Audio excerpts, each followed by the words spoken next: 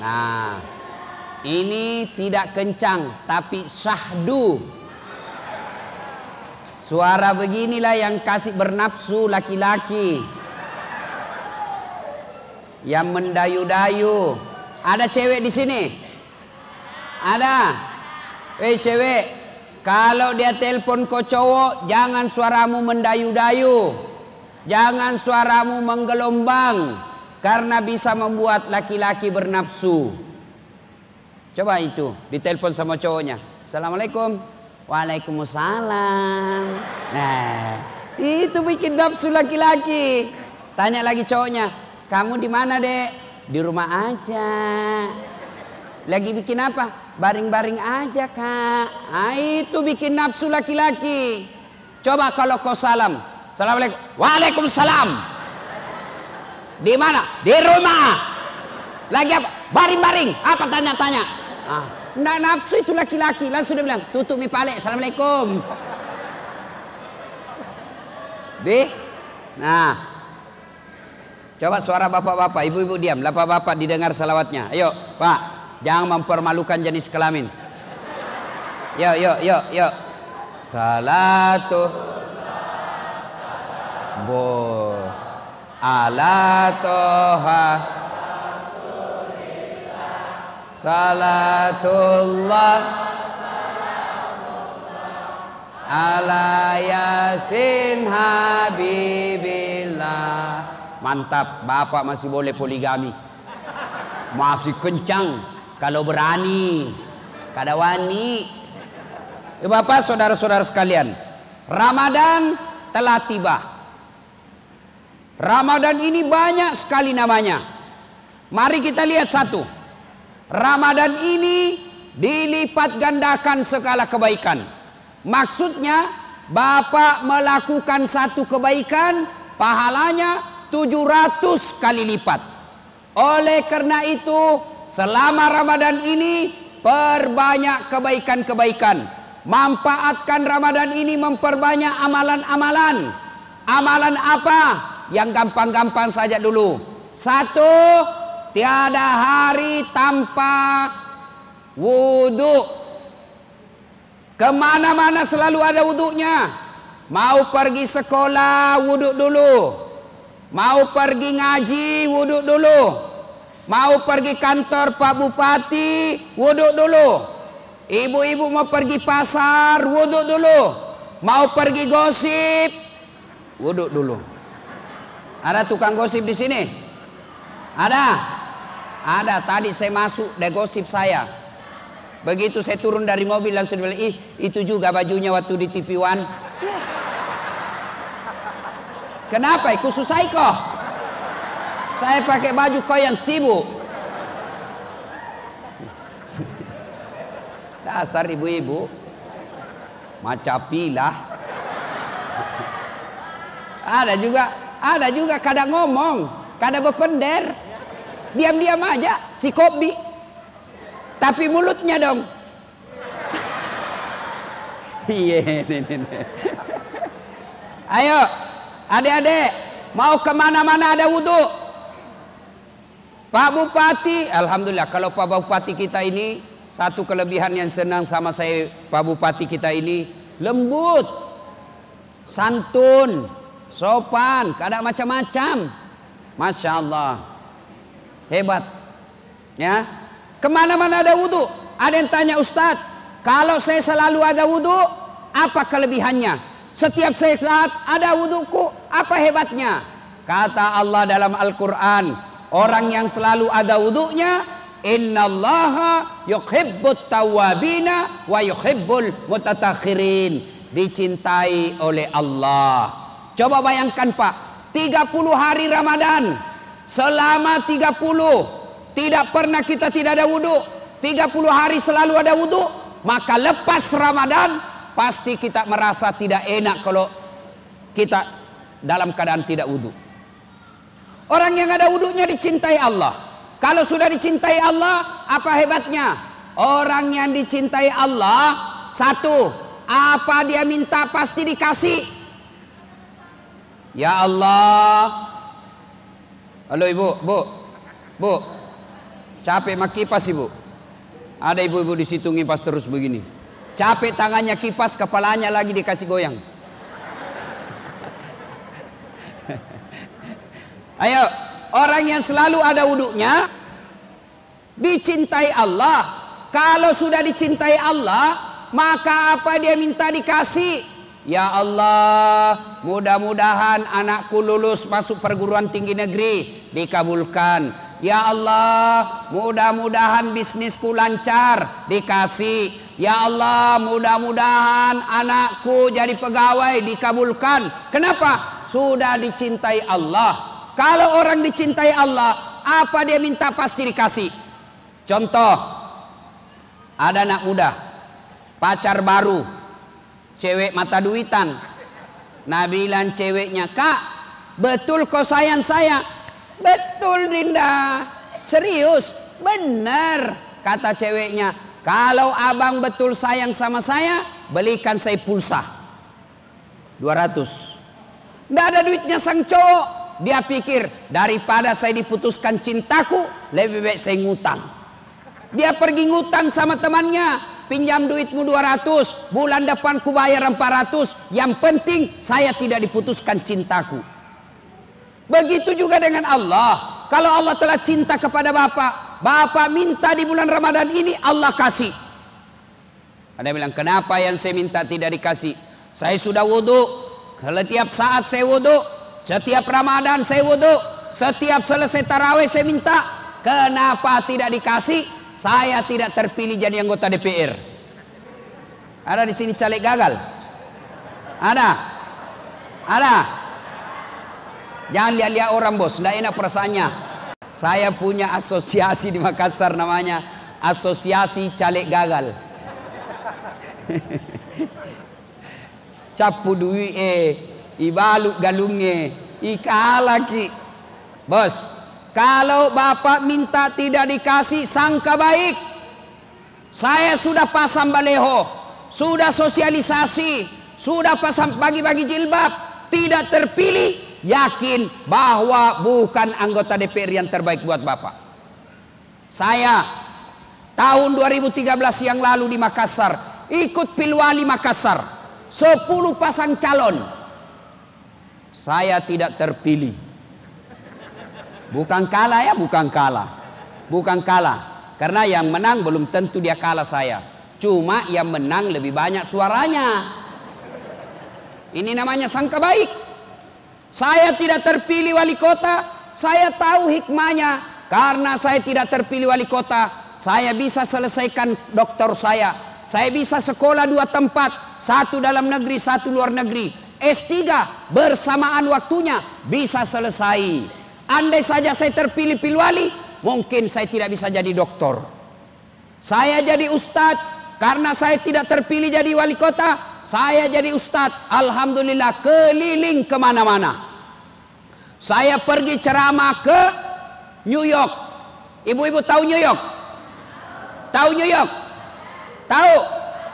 Pagatan terus. Masya Allah. Saya pergi ceramah ke Turki, ke Belanda, ke Jepang, ke Filipina Selatan. Semua pergi keliling dunia. Maka kalau bapak tidak terpilih anggota DPR, jangan sangka buruk, sangka baik. Kenapa tidak terpilih anggota DPR? Allah tahu 2021 nanti di DPR ada penggerebekan, bapak terlibat korupsi, penjara 7 tahun. Allah tidak mau bapak di penjara, maka tidak lulus. Saya tamat SMA, daftar dokter. Saya mau jadi fakultas kedokteran.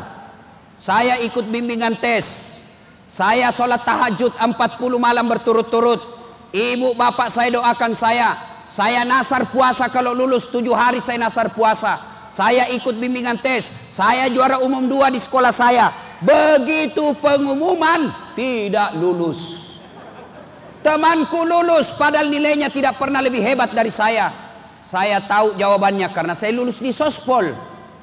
Saya lulus di Sospol, saya tahu jawabannya. Ketika saya pulang kuliah, terjadi tabrakan jalan perintis kemerdekaan. Saya turun tolong dia. berceceran darah di aspal. Dia yang tabrakan, saya yang pingsan. Ternyata saya tidak bisa lihat darah. Sampai sekarang Pak, biar itu di YouTube, kalau saya lihat orang berkelahi, batikam, weh kayak mau pingsan saya. Ternyata saya sampai sekarang tidak bisa lihat darah. Seolah-olah Allah ingin berkata kepada saya, hei Das'ad, bagaimana kau jadi dokter? Nah kau tidak bisa lihat darah, cilaka. Ayo, maka para caleg yang tidak terpilih, jangan berkecil hati, jangan kecewa. Bapak-bapak juga yang sudah dikasih jilbab dan tidak dia pilih itu orang, sesak kok nanti kalau mati. Di blender kok. Mau janji orang baru mau bohongi. Hati-hati yang makan serangan fajar. Banyak pasti di sini. Datang orang dia bilang siaga duina. Bos, dengar. Dengar. Selesai perang Badar. Perang Badar bersama Nabi membela agama Allah. Ada yang meninggal sahabat satu. Meninggal. Seluruh sahabat berkata, ahlul jannah. Ini orang mati masuk surga. Kata Nabi, tidak. Dia masuk neraka ini orang. Masuk neraka. Sahabat heran. Kenapa bisa ya Rasul? Dia membela agama Allah. Berperang bersama Nabi. Kenapa dia masuk neraka? Kata Nabi, periksa kantongnya. Periksa kantongnya. Begitu diperiksa kantongnya, ada barang haram yang dia ambil dari negara tanpa pengetahuan. Dia curi. Itu baru di kantongnya. Bagaimana bapak yang makan? Dikasih gula 2 liter. Dikasih rokok. Masih kok cilaka. Yang ketawa, saya serius ini. Maka bapak-bapak yang sudah ngambil, kasih kembali uangnya orang. Selama bapak tidak kembalikan itu uang orang, selama itu bapak tidak diterima tobatnya. Biar bapak 40 malam sholat tahajud, mohon ampun selama Ramadan, tapi orang yang kita tipu sakit hati, bapak tidak minta maaf sama yang kita tipu, bahkan kita tidak kembalikan barangnya, maka selama itu bapak tidak diterima tobatnya. Maka jangan heran selama Ramadan 30 hari berdoa tidak dikasih doanya. Maka sebentar kasih kembali uangnya orang. Maka nih kau capuk nih Ustaz, kurang yang lihat burasa selei, ini suruh kau malai bu aja. Ya, nah doa. Satu, orang yang selalu ada wudhunya dicintai Allah. Orang yang dicintai Allah selalu dikasih apa yang dia mau. Kalaupun dia tidak dikasih apa yang dia mau, percaya bahwa apa yang bapak minta tidak baik. Yang kedua, orang kalau selalu ada wudhunya terpelihara dari dosa dan maksiat. Contoh, saya kalau ada wudhuku, pergi sekolah dulu atau SMA dan kuliah, kalau saya mau naik PT-PT, apa namanya di sini kalau PT-PT? Taksi. Kalau saya mau naik taksi, saya tidak mau kalau banyak cewek di atas. Enggak usah, nanti rusak wudhuku. Terpaksa naik, karena tidak ada pilihan, kita mau ujian. Oke, saya naik di atas PT-PT, tidak mau saya duduk dekat cewek. Cewek di sini, saya di sini. Terpaksa duduk dekat cewek karena ini yang kosong. Oke, saya duduk ke cewek, tapi saya selalu waspada. Begitu sopir rem mendadak, ku pegang itu besi baru ku tahan. Itu kalau ada wudhu. Tapi kalau tidak ada wudhuku, belum direm, sudah pura-pura jatuh. Coba, orang yang selalu ada wudhunya terpelihara dari dosa. Jangankan orang lain, saya kasih contoh. Bapak ibu, suami istri, selesai wudhu, mau jabat tangan. Saya itu mamaku kalau sudah wudhu nambah dada bapakku langsung, aja, aja, belaku. Coba, padahal suami istri itu. Meskipun sebenarnya berbeda pendapat ulama. Syafi'i tidak boleh, batal.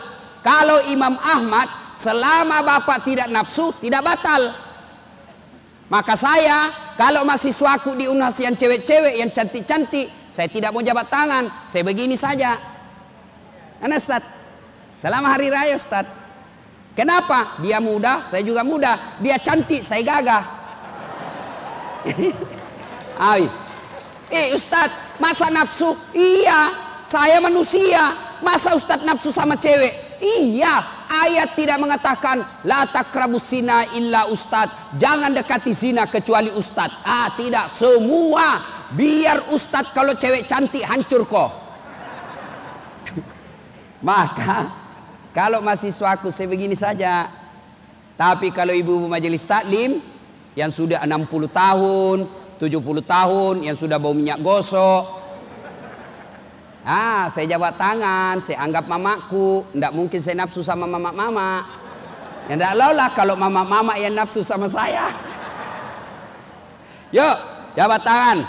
Ya, orang kalau ada wudhunya terpelihara dari dosa.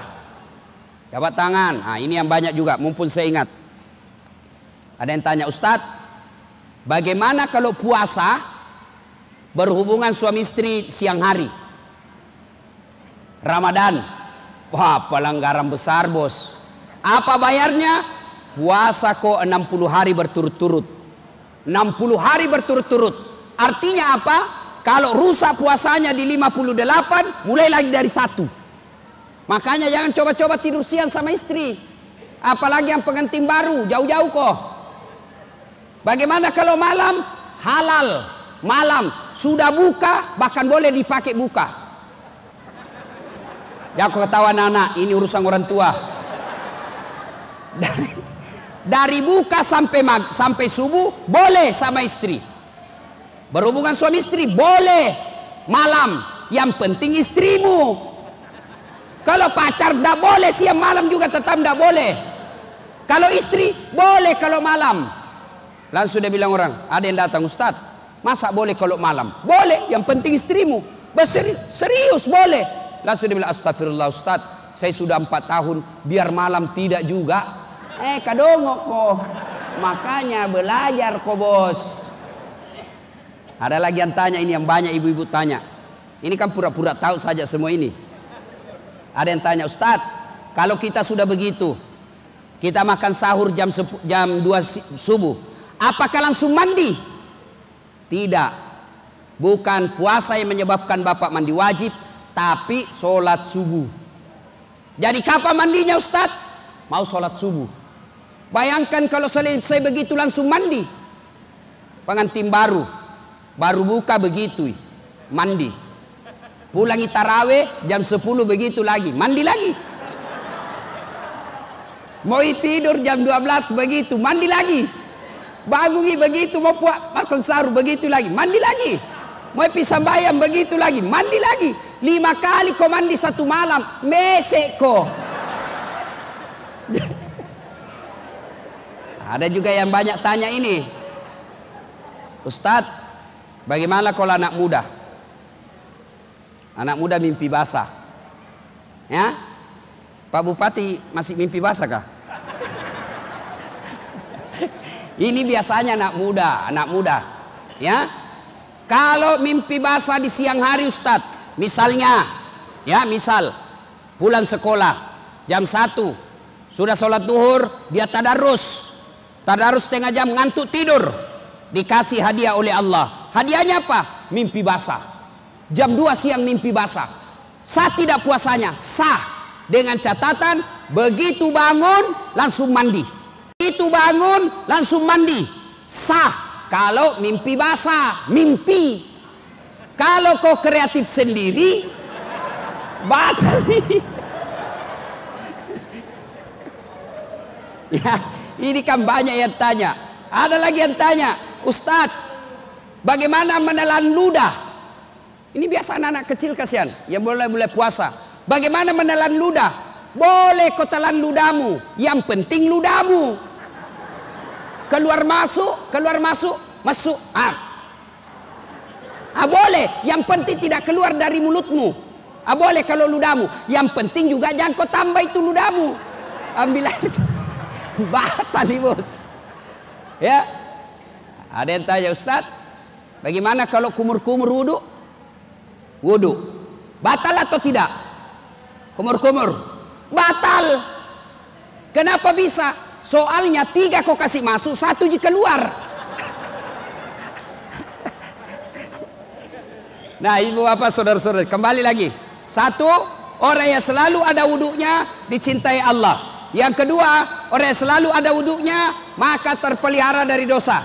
Yang ketiga, orang yang selalu ada wudunya maka sebelum dia tidur, misal Pak ya, sebentar malam Bapak di pulang taraweh, selesai ngaji, kan ngaji disunahkan ada wudu. Kita ngaji tadarus ada wudu. Capek selesai ngaji baring-baring tertidur. Subhanallah. Bapak kalau ada wudu tidur. Kalau ibu tidur ada wudu, maka setiap ibu goyang, gerak, malaikat berdoa, ya Allah ampuni dosanya ini orang tidur karena dia tidur ada wudunya. Misal bapak sudah tidur, goyang kepalanya, malaikat ya Allah ampuni dosanya. Goyang lagi tangannya, ya Allah ampuni dosanya. Goyang lagi tangannya, ya Allah ampuni dosanya. Goyang kakinya, Allah doakan malaikat, didoakan malaikat diampuni dosanya. Maka mulai sebentar Pak, setiap bapak mau tidur wudu dulu. Itu amalannya Nabi. Bayangkan kalau setiap gerak 70 gerak, 70 kali kita gerak dalam tidur, 70 kali malaikat mendoakan kita di malam hari, Allah ampuni dosa-dosanya.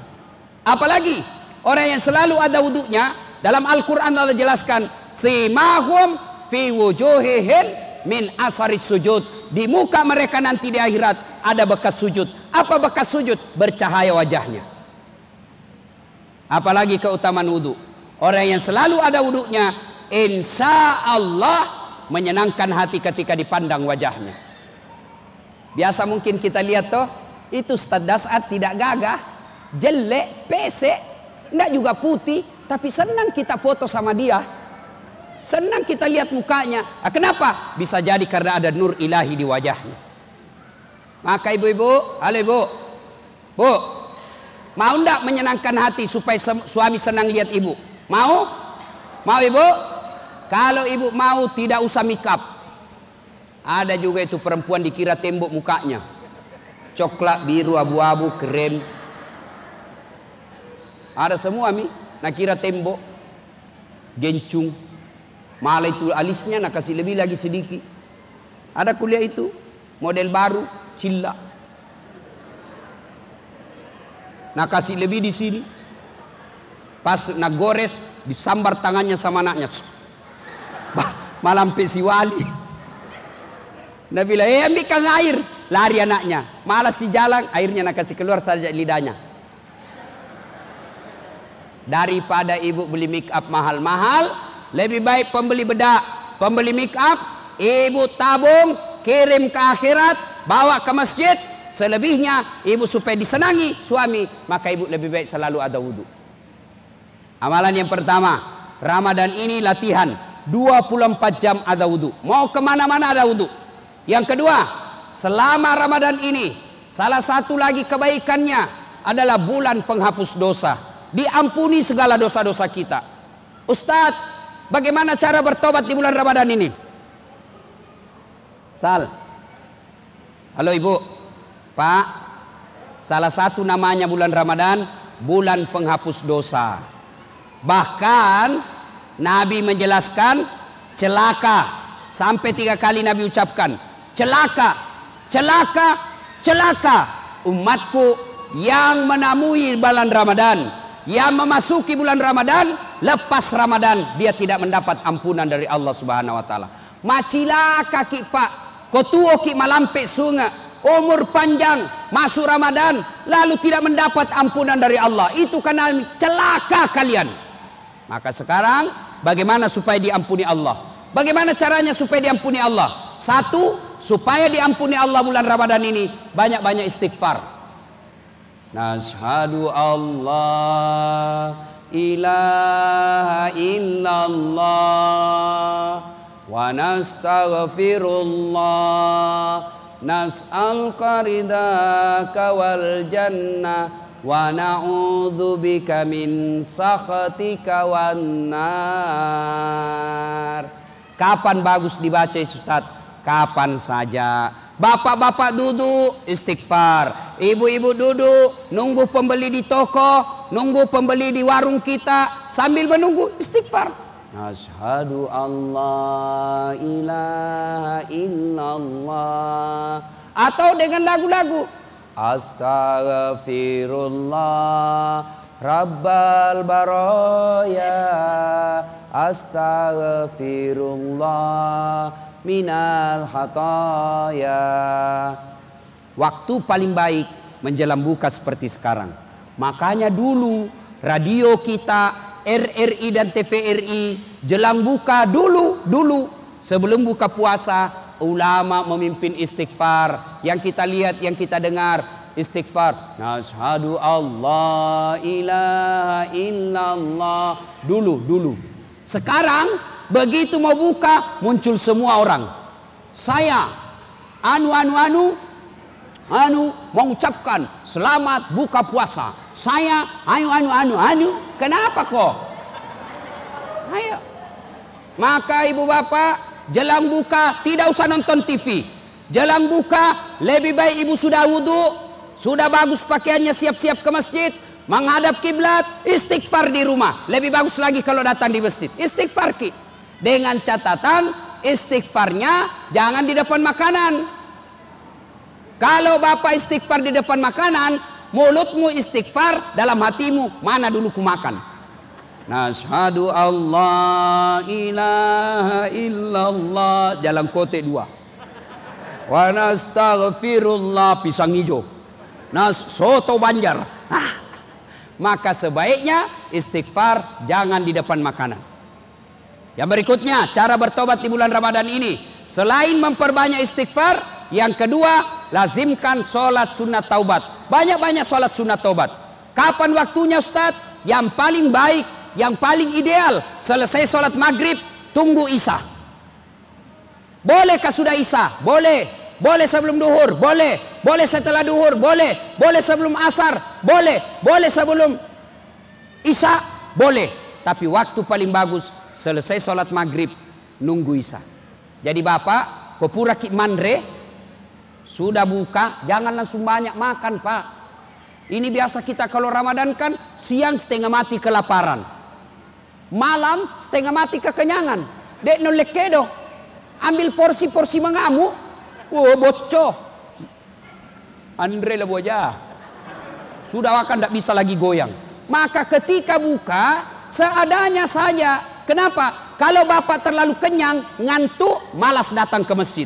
Maka sebaiknya selesai sholat maghrib, makan kecil saja, lalu datang ke masjid. Sambil nunggu isya, sambil nunggu azan isya, bapak sholat taubat. Apalagi nih yang muka-muka, sudah muka-muka sakaratil maut. Ya. Sholat taubat. Bagaimana caranya sholat taubat? Sama sholat sunnah yang lain. Bedanya niat. Ini selalu natanya ibu-ibu. Bagaimana usallinya Ustaz? Niat tidak harus diucapkan. Niat bahasa hati. Tanpa diucapkan sah. Coba lihat orang Arab. Bapak ibu coba lihat orang Arab kalau di masjid. Masjid Haram, Masjid Nabawi. Coba lihat itu orang-orang Arab. Masuk masjid, jalan. Berdiri, langsung takbir. Allahu Akbar. Kalau kita kan lama ki dulu. Loadingnya maka apalah Allah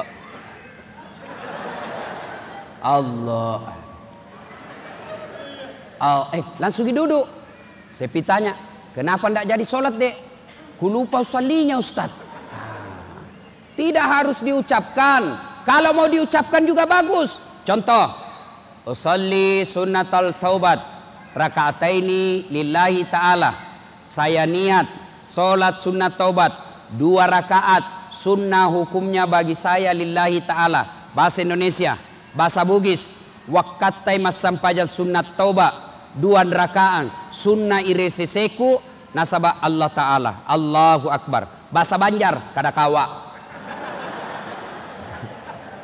Coba, sudah ya? Itu pun susah dihafal. Ambil cara gampang. Bagaimana cara gampangnya? Berdiri tegak, menghadap kiblat, baru bilang maki begini bu. Tuhan, semain sunat tobat ya. Allah. Ya ketawa Ji, serius saya bos. Boleh. Sudah itu rakaat kedua ulang lagi. Tuhan, Masih seperti yang tadi. Allah. Berapa rakaat Ustaz? 2 rakaat sampai 6. Artinya 2 bagus, 4 lebih bagus, 6 lebih utama. Apa bacanya? Sama salat sunnah yang lain. Selesai takbir, Allahu Akbar. Nah, meletakkan tangan ini macam-macam. Allahu Akbar, Ahlus Sunnah wal Jamaah, antara dada dengan pusat. Allahu Akbar di atas dada. Allahu Akbar di bawah pusat. Allahu Akbar lurus. Mana yang cocok? Cocok semua. Silakan kau pakai mana yang kau mau. Mana yang salah? Kalau kau pakai semuanya. Allahu Akbar. Salah. Ya. Sudah takbir? Allahu Akbar. Macam-macam orang takbir. Ada yang begini, Allahu Akbar. Ada yang begini, Allahu Akbar. Ada juga yang begini saja kulihat kayak orang capek. Ketahui tafadir. Ada juga. Ya silakan, yang penting jangan kau salahkan orang. Ya. Mau kau pakai apa saja, yang penting jangan kau salahkan orang. Ada juga yang lebih hebat, Allah. Ada juga begitu. Ada juga. Ya. Ada juga saya lihat begini, Allah. Saya tanya, apa itu? Dia bilang, satu Allah. Oh iya. Apa dalilnya? Dia bilang, nenekku ajar kak. Nenekmu pun kalah talah. Ya, macam-macam. Silakan, tapi jangan kau salahkan orang. Sudah takbir, Allahu Akbar. Baca doa iftitah, Allahu Akbar kabira dan seterusnya. Kalau tidak hafal, langsung Al-Fatihah.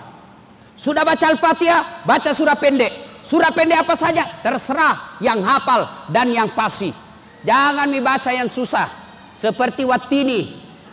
Nah, itu biasa baku sambung Walasri. Wattini pertama, Walasri terakhir. Atau Al-Kafirun. Ini juga susah biasa. Tidak mau sampai. Apalagi kalau baru kau tobat.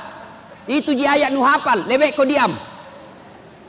Wala antum abiduna ma'abud wala ana abidum ma'abadtum wala antum abiduna ma'abud wala ana abidum wala ana abidum ma'abadtum wala antum.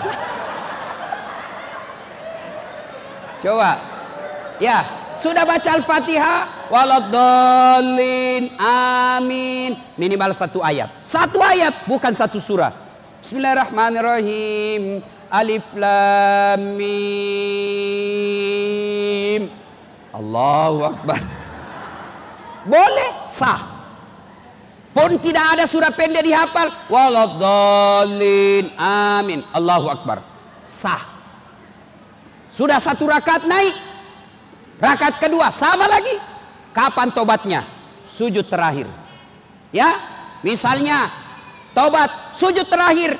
Ya Allah. Contoh. Sujud terakhir. Ya Allah, saya hilap tadi di kantor ya Allah. Pegang tangannya sekretarisku.